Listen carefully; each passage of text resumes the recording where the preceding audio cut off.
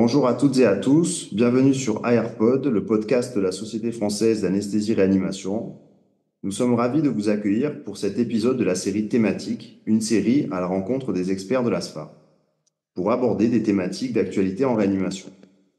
Nous mettons à l'honneur aujourd'hui le docteur Balança pour parler de la place de l'électroencéphalogramme en réanimation. Donc pour commencer, quelles sont selon vous les indications de l'électroencéphalogramme en réanimation? Alors déjà, on va parler de deux catégories un peu d'électroencéphalogramme. On va parler de l'examen classique qui dure habituellement une demi-heure où les techniciens des unités de neurophysiologie viennent en réanimation. Et puis le monitorage continu où il y a d'autres enjeux et qui se fait en collaboration avec ces mêmes personnes. Les indications de l'EEG classique, je pense que vous avez pour beaucoup déjà prescrit ces examens dans vos unités, mais c'est essentiellement pour faire le diagnostic d'un état de mal quand on n'a pas de monitorage EEG continu, ou alors pour l'enquête étiologique d'un trouble de la conscience aigu ou pas aigu à la recherche soit de signes d'encéphalopathie, soit de signes de crise d'épilepsie. C'est essentiellement ça. Ensuite, le monitorage d'EEG continu, là, il va avoir une indication, d'autres indications un peu plus spécifiques. L'indication principale, ça va être le monitorage des états de mal épileptiques réfractaires, où là, on va en avoir besoin pour pouvoir vérifier qu'on a bien arrêté les crises d'épilepsie, et puis éventuellement quand on va sevrer les sédations pour vérifier qu'on n'a pas de récidive de crise d'épilepsie.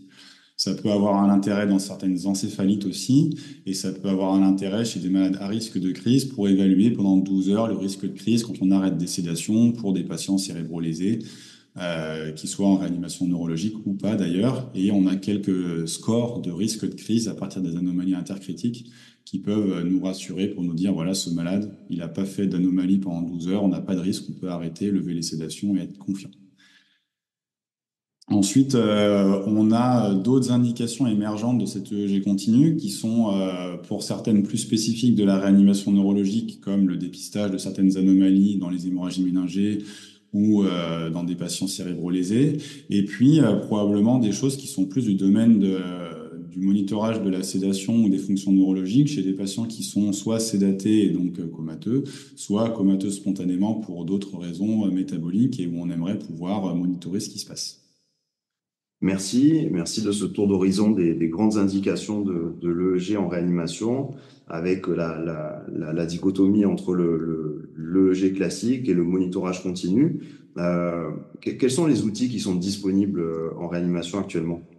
Alors du coup, je vais vous parler surtout de l'EEG continu parce que bon, les réanimateurs sont très peu impliqués dans la réalisation des EEG standards. Pour l'EEG continu, globalement, on a, disons, deux ou trois grandes catégories de matériel. Il y a l'EEG restreint frontal sont les mêmes outils que ceux qu'on utilise en anesthésie, qui peuvent comporter plus ou moins de dérivations, soit la droite ou la gauche ou les deux. Et puis ensuite, on a des outils de l'électroencéphalographie qui commencent à apparaître pour avoir un électroencéphalogramme plus riche, c'est-à-dire qui comprend des électrodes qui monitorent les hémisphères droit, gauche, la ligne médiane, et puis pas uniquement les régions frontales, mais aussi les régions centrales, pariétales et occipitales, avec soit des outils qui se posent sur la tête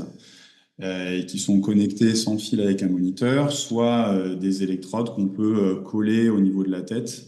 à différents endroits et éventuellement avec un casque qui permet, ou un bonnet plutôt,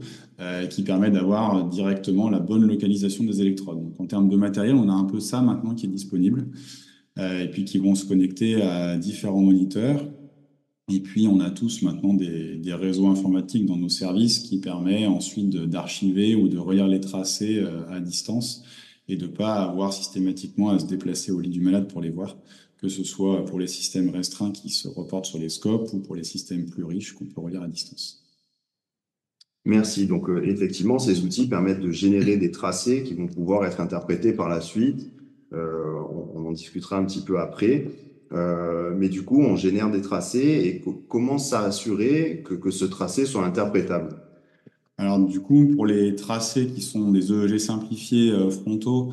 il y a des indices de qualité qui sont mis à disposition par les constructeurs, ce qui permet pour quelqu'un qui n'est pas du tout acculturé à lire du tracé neurophysiologique de s'assurer qu'il n'y a pas trop de muscles, que les électrodes sont bien collées avec des impédances correctes. Et donc, on a ces informations-là qui sont disponibles sur le moniteur. Et c'est vrai que la première étape, c'est de vérifier que les impédances sont bonnes. C'est les pastilles vertes ou jaunes ou rouges de qualité des électrodes. C'est toujours intéressant de regarder le tracé brut pour vérifier qu'il il n'y a pas plein d'artefacts ou de muscles, de choses très rapides, et après de regarder ces indices de qualité. Ensuite, pour ce qui est des EEG où il y a plus d'électrodes, là, il y a des enjeux de formation du personnel médical et paramédical qui se font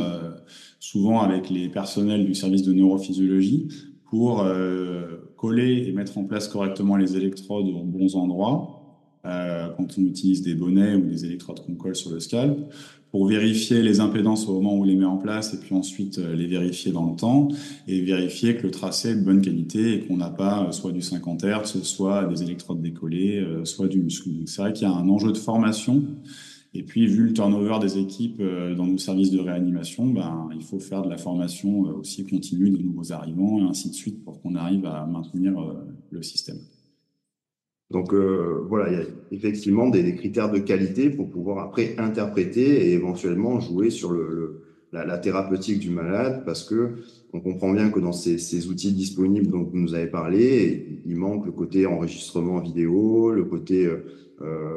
indication de stimulation, et quand on va mettre un moniteur continu, il faut que l'infirmière puisse tracer quand elle aspire, quand elle nurse le patient, pour qu'on puisse voir ces informations sur le tracé et les rendre interprétables. Et donc, qui est en capacité de pouvoir interpréter ces tracés? Ben, c'est sûr que en tant qu'anesthésiste réanimateur, on est extrêmement entraîné à monitorer les fonctions cardiovasculaires, que ce soit avec des outils électrophysiologiques comme l'ECG, ou depuis qu'on est en première ou deuxième année de médecine, on apprend à interpréter de l'ECG, et puis après l'échographie depuis qu'on est en premier semestre d'internat. Pour ce qui est des fonctions neurologiques, et ben, du coup, l'électrophysiologie neurologique, on l'apprend pas pendant l'externat, on est très peu formé à la lecture de l'EEG. Et après, pendant qu'on est interne non plus, et du coup, on a beaucoup moins l'habitude que pour les fonctions cardiovasculaires de monitorer les fonctions neurologiques, alors même qu'on a des patients qui sont défaillants sur le plan neurologique, y compris en dehors des réanimations neurologiques, médicales et chirurgicales. Donc, on a sans doute un effort de formation à faire, et je pense que c'est un peu comme pour les autres fonctions vitales, il y a différents niveaux d'expertise aussi pour la surveillance des fonctions neurologiques et pour l'électrophysiologie neuro, pour l'EEG, avec une première étape où il va falloir juste vérifier que le tracé est de bonne qualité. C'est comme pour un ECG, il faut vérifier qu'il n'y a pas plein d'artefacts, être sûr qu'on n'a pas de muscles, être sûr qu'on a bien les électrodes placées aux bons endroits. Donc il y a vraiment ce premier niveau qui est positionner les bonnes électrodes, être capable de dire que le tracé est de bonne qualité, qu'il n'y a pas d'artefacts, et que du coup on peut l'interpréter et en faire quelque chose. C'est valable aussi pour le EEG simplifié frontal, même si on a des aides des constructeurs. Et ensuite, à partir de là, pour l'instant, l'interprétation de ce qu'on voit sur le EEG, quelle est l'activité de fond, est-ce qu'elle est normale, est-ce qu'elle est ralentie, est-ce qu'il y a des signes d'encéphalopathie, est-ce qu'il y a des anomalies intercritiques, c'est-à-dire entre un tracé normal et un tracé avec des crises d'épilepsie, est-ce qu'il y a des décharges critiques sans être vraiment des crises, est-ce qu'il y a des vraies crises d'épilepsie, est-ce qu'il y a un état de mal épileptique? Et ben ça, pour l'instant, c'est plutôt les neurologues qui sont habitués à ça, et ils ont des neurophysiologistes qui ont un DU spécifique de neurophysiologie clinique et un entraînement à reconnaître ces anomalies, avec maintenant, pour les tracés de réanimation, qui sont quand même un peu différents des tracés qu'ils voient en laboratoire, une classification de l'ensemble de ces anomalies, qu'elles soient périodiques, c'est-à-dire qu'elles surviennent de manière régulière, un peu comme des extrasystoles ventriculaires sur le CG, qu'elles soient en décharge, comme des salles de tachycardie ventriculaire, bah là on peut avoir des décharges d'anomalies intercritiques, ou alors qu'il y ait des crises d'épilepsie, voire des états de mal. Donc c'est assez bien classifié. Il y a un DU d'électrophysiologie en réanimation qui s'est ouvert depuis quelques années, qui est coordonné par le professeur William Surage, qui est neurologue à la faculté d'Amiens, et qui réunit à la fois des anesthésistes réanimateurs et puis des réanimateurs et des neurologues pour se former à l'interprétation de l'électroencéphalogramme de patients de réanimation. Donc ça dure 1 an, il y a des côtés théoriques et des côtés pratiques. Et donc c'est vraiment l'idée de faire le pont entre ces deux spécialités pour que nous aussi, on puisse gagner en expertise et donc avoir un niveau qui soit un petit peu au-delà de juste vérifier que le tracé est de bonne qualité, commencer à apprendre à utiliser les outils de EEG quantifiés, c'est-à-dire qui permettent de mettre un chiffre sur quelle quantité il y a d'ondes rapides, d'ondes lentes, est-ce que ça change, la droite, la gauche, et ainsi de suite. Est-ce que le tracé est supprimé, est-ce qu'on a un tracé qui est discontinu, et du coup, pouvoir interpréter aussi ces rapports de suppression, ces puissances des ondes alpha, delta, des rapports alpha sur delta. Commencer à peut-être dans l'avenir utiliser des outils d'intelligence artificielle. Maintenant, il y a des bases de données de réanimation, surtout aux États-Unis, qui permettent de détecter de manière automatique et d'afficher des moments où il y a des anomalies rythmiques, potentiellement des crises, et du coup d'avoir une aide à la détection de crises ou d'anomalies intercritiques. Et donc, ben voilà, commencer à apprendre à utiliser ces outils-là en collaboration avec les neurologues qui, eux, restent les experts de ce type de tracé. Mais c'est un peu comme quand on fait les échographies cardiaques et qu'on n'est pas habitué à avoir des valvulopathies et qu'on demande à un cardiologue de venir évaluer plus finement les anomalies qu'on a dépistées. Donc là, on pourrait avoir une même collaboration avec bah, du coup, des médecins qui vont être plus experts parce qu'ils se sont plus formés et d'autres qui ont un niveau d'expertise un peu inférieur. Malgré tout, ça va prendre du temps parce que c'est pas un outil de monitorage qu'on a l'habitude d'utiliser. Mais c'est vrai que dès lors qu'on utilise de la sédation, ben, le G quantifié déjà frontal, simple, ça permet de vérifier qu'on n'a pas de sursédation. C'est-à-dire dès lors que le rapport de suppression va monter au-dessus de 0% et qu'on a des moments où le tracé est plat, c'est que le malade est profondément sédaté. Ce qu'on peut rechercher chez les patients cérébrolésés en réanimation neurologique, où là on veut qu'ils soient profondément sédatés pour réduire le métabolisme cérébral, mais ce qu'on recherche pas forcément en réanimation médicale, quand on veut sédater le patient pour qu'il soit adapté à la ventilation mécanique, on n'a pas forcément besoin qu'il soit très profondément sédaté, donc ça évite la sursédation. En revanche, faut quand même avoir en tête que les indices qu'on utilise en anesthésie sont pas forcément valables en réanimation et qu'il y a beaucoup d'hétérogénéité et que des chiffres cibles de BIS ou d'autres indices quantifiés qui sont utilisés en anesthésie sont pas forcément fiables chez des malades de réanimation au bout de quelques jours de sédation. Donc voilà, il y a un peu de formation à avoir, que ce soit pour de l'EEG quantifié simple, pour de l'EEG avec plus d'électrodes et en fonction des indications.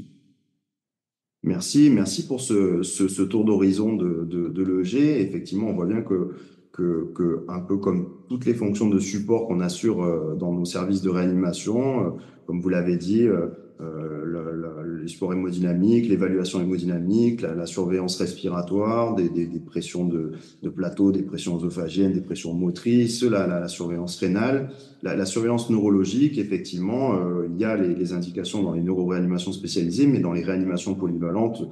on peut avoir aussi des indications de surveillance de cette activité cérébrale et que peut-être le futur va être dans la formation des personnels pour apprendre à utiliser ces outils qui sont de plus en plus simplifiés pour nous permettre de les utiliser pour qu'on puisse surveiller aussi cette grande fonction neurologique que pour l'instant on ne surveille que dans certains services très spécialisés. Donc merci beaucoup pour cette intervention très complète. Merci docteur Valença. Merci beaucoup. Merci à tous pour votre écoute et vous retrouvez l'intégralité de nos épisodes sur toutes les plateformes de podcast et pensez à vous abonner.